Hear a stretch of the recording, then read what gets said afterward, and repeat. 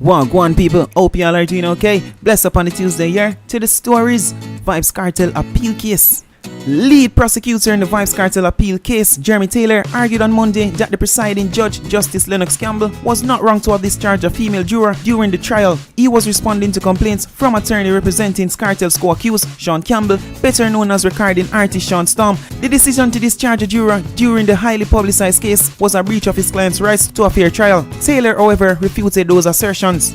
The judge was not wrong. The ethical dilemma was real, stated Taylor, the senior deputy director of the public prosecutions. Taylor said the female juror claimed their son was in custody at the Horizon Adult Correctional Center, the same facility where Kartel and his co-accused were being housed. He said that the woman explained that during one of her visits to her son, she saw one of Kartel's co-accused, Andre Matsu St. John. According to Taylor, the woman indicated that she had become fearful.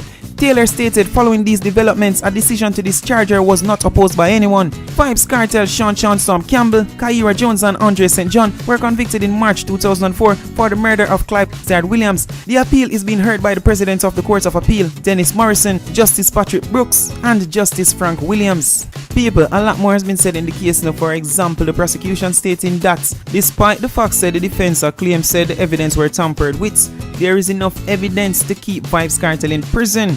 And like me, I telling the people, well, I been telling you, I know in the last few weeks, everything looked bright and gloomy on Vybz Kartel part, and that is because it's only Vybz Kartel team that talk. Vybz Kartel team, Sean Storm team, Matsu, Kyra, all of them. I just for them side that talk the defense. But last Friday was the last day for the defense to carry for them point across. Or try convince the judge, say Vybz Kartel to get free up because him wrongfully they behind the bars. But Friday, the defense time expire. Monday, the prosecution start with for them side of the thing. And based off of the information where we are get right now, little by little people are start feel it again. I said, John, no, the thing no look so bright as last week.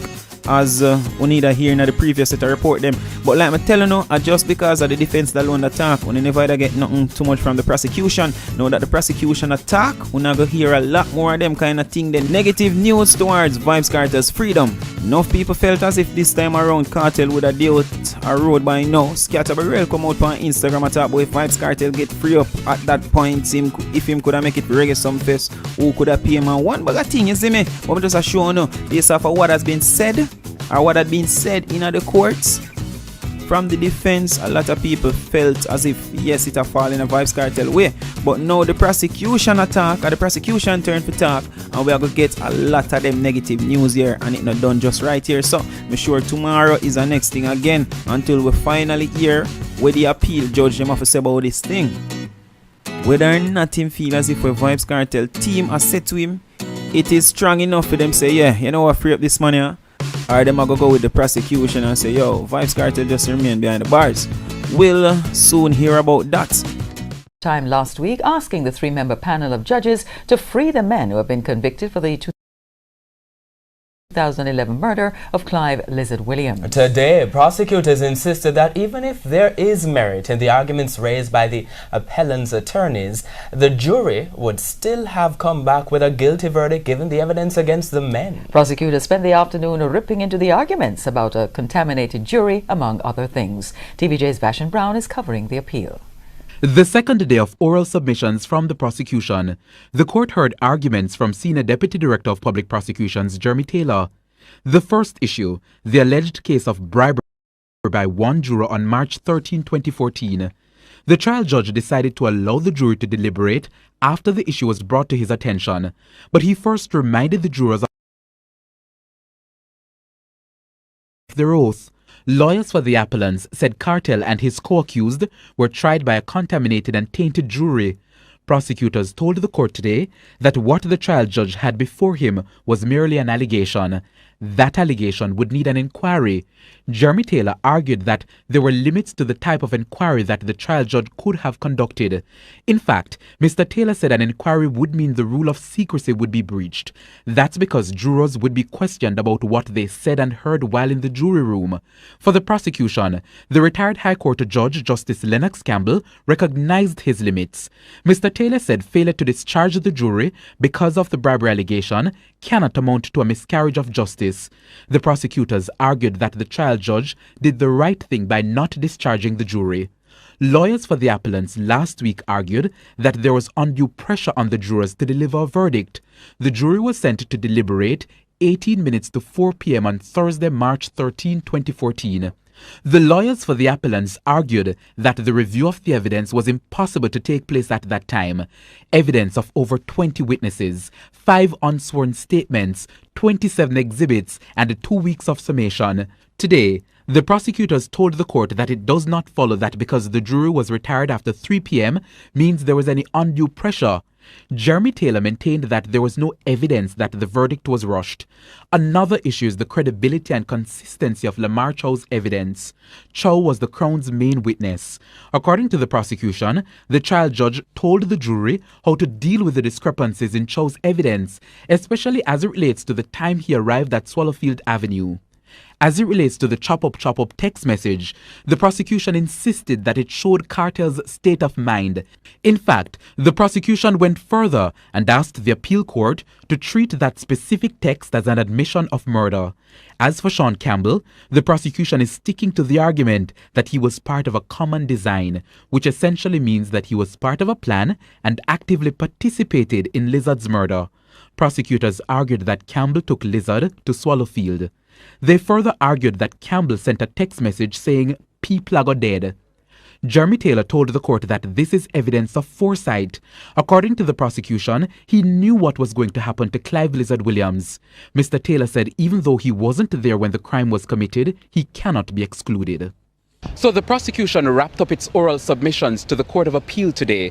Lawyers for the appellants are expected to respond when the matter resumes tomorrow. We begin with an update from the Vybz Kartel appeal case. The prosecution is insisting that the trial judge was right for not dismissing the jury when the matter of the bribery of a juror came up in the Vybz Kartel murder case.